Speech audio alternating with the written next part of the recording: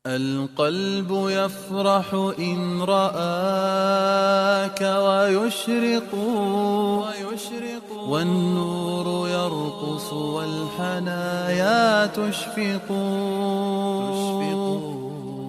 من للزمان بمثل جمع. Assalamualaikum warahmatullahi wabarakatuh. Bismillahirrahmanirrahim. Alhamdulillahirabbil alamin hamdan katsira thayyiban mubarakan fi kama yuhibbu rabbuna wa yardha. Asyhadu an la ilaha illallah wahdahu la syarikalah wa asyhadu anna Muhammadan abduhu wa rasuluhu la nabiyya ba'da amma ba'da.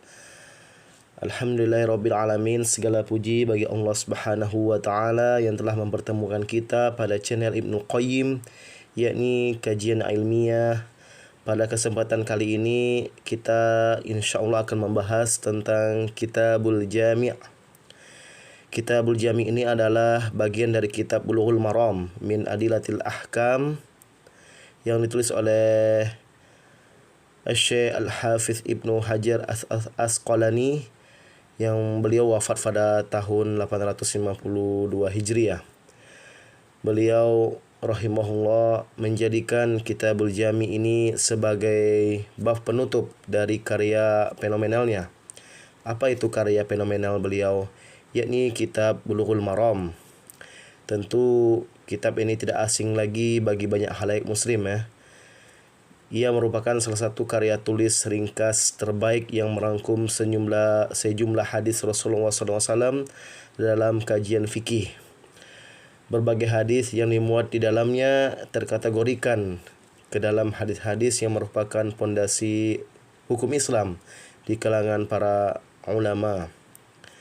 Ya, Kitabul Jami' ini sejatinya tidaklah berhubungan dengan masalah fikih terkait bab tertentu ya, melainkan lebih cenderung berhubungan dengan masalah adab dan akhlak, yaitu tentang akhlak yang baik yang harus dibiasakan, tentang akhlak yang buruk yang harus dijauhi, serta tentang zikir dan doa. Hanya saja seakan-akan Al-Hafiz Ibnu Hajar hendak mengingatkan kepada kita tentang kitab Bulughul Maram bahwasanya penguasaan terhadap bab-bab fikih ini sepatutnya tidak terpisahkan dari balutan adab dan yang baik dan akhlak yang mulia. Seakan beliau rahimahullah hendak mengingatkan bahwa dalam diri seseorang apabila ilmu tidak dihiasi dengan adab dan akhlak dapat berubah menjadi kecelakaan fatal. Layaknya harta dan kedudukan, ilmu yang banyak jika tidak disertai dengan keikhlasan dalam menuntutnya dan mengamalkannya juga berpotensi besar menyerumuskan seseorang tersebut dalam keangkuhan dan kesombongan. Insyaallah pada Kitabul Jami' ini membahas ada 6 bab. Bab pertama yakni terkait dengan adab, bab kedua terkait dengan albir wassilah, yakni tentang bagaimana beramal kebajikan dan bagaimana mengukuhkan tali silaturahim ya. Dan bab ketiga tentang bab zuhud wal wara', tentang zuhud dan sifat wara'. Bab keempatnya tentang tarhib min masawil akhlaq, baik yang berisi peringatan dari al-akhlak yang buruk. Bab kelima tentang targhib min makarimil akhlaq, bab yang berisi tentang motivasi untuk berakhlak mulia. Dan bab yang keenam tentang zikir dan doa. Ya, bab yang berkaitan dengan zikir dan doa. Kita di sini akan membahas pada bab yang pertama yaitu bab adab. Insyaallah kita akan membacakan hadis yang pertama yang berjudul tentang hak sesama muslim. Hak sesama muslim.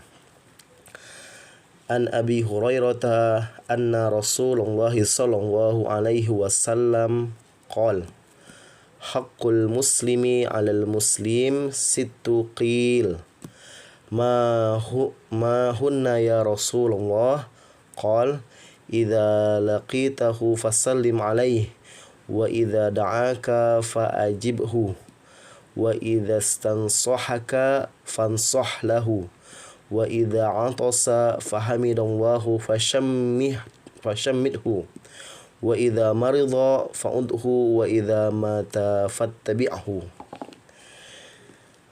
Hadis ini dari Abu Hurairah radhiyallahu anhu, ia berkata, Rasulullah sallallahu alaihi wasallam bersabda, hak seorang muslim terhadap sesama muslim itu ada 6. Jika kamu bertemu dengannya, maka ucapkanlah salam kepadanya. Itu yang pertama. Yang kedua, jika ia mengundangmu, maka penuhilah undangannya. Yang ketiga, jika ia meminta nasihat kepadamu, maka berilah ia nasihat. Yang keempat, jika ia bersin dan mengucapkan alhamdulillah, yakni segala puji bagi Allah, maka doakanlah ia dengan mengucapkan yarhamukallah, semoga Allah merahmatimu. Yang kelima, jika ia sakit maka jenguklah. Dan yang terakhir, yang keenam, jika ia meninggal dunia maka iringilah jenazahnya. Baik, kita langsung masuk ke hak yang pertama. Hak yang pertama yakni idza laqitahu fasallim alaihi. Jika engkau bertemu sesama muslim maka berilah salam kepadanya. Memberi salam adalah merupakan salah satu amalan yang sangat mulia. Abdullah bin Amr mengisahkan suatu ketika seseorang bertanya kepada Rasulullah perihal amalan terbaik dalam Islam. Rasulullah SAW pun menjawab, tud'imu ta'am wa taqra'us salam ala man arafta wa man lam ta'rif. Memberi makan dan mengucapkan salam kepada orang yang engkau kenal dan yang tidak engkau kenal. Salam merupakan amalan yang indah karena di dalamnya terdapat doa keselamatan kepada sesama muslim.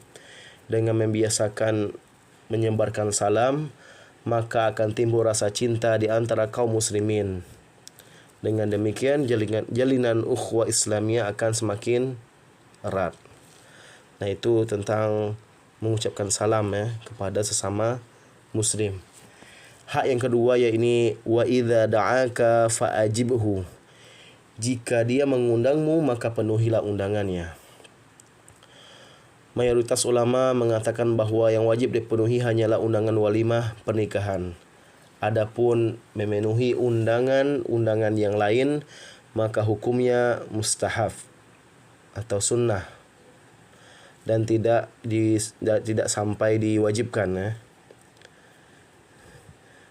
Para ulama berdasarkan beberapa arahan umum dalam syariat serta sejumlah kejadian yang dialami oleh para sahabat Nabi menyebutkan beberapa syarat yang harus terpenuhi pada sebuah walimah pernikahan sehingga hukum menghadirinya menjadi wajib.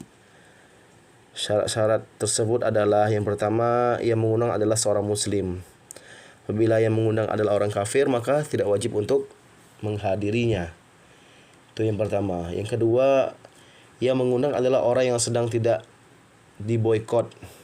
Seandainya yang mengundang adalah orang yang diboikot oleh pemerintah lantaran kemaksiatannya atau kebid'ahannya yang dilakukannya dengan tujuan menyadarkannya untuk segera bertaubat, maka sebaiknya ia tidak memenuhi undangan tersebut guna memberi efek jerah kepada si pengundang yang telah diboikot tadi. Yang ketiga, undangan tersebut bersifat khusus. Yang keempat, undangan pada hari pertama walimah. Dan yang kelima, dia tidak memberatkan. Yang keenam, tidak ada kemungkaran pada acara walimah tersebut. Nah, itu pada saat kita menghadiri walimah seorang muslim. Adapun hak yang ketiga adalah wa idzastansohaka fansoh.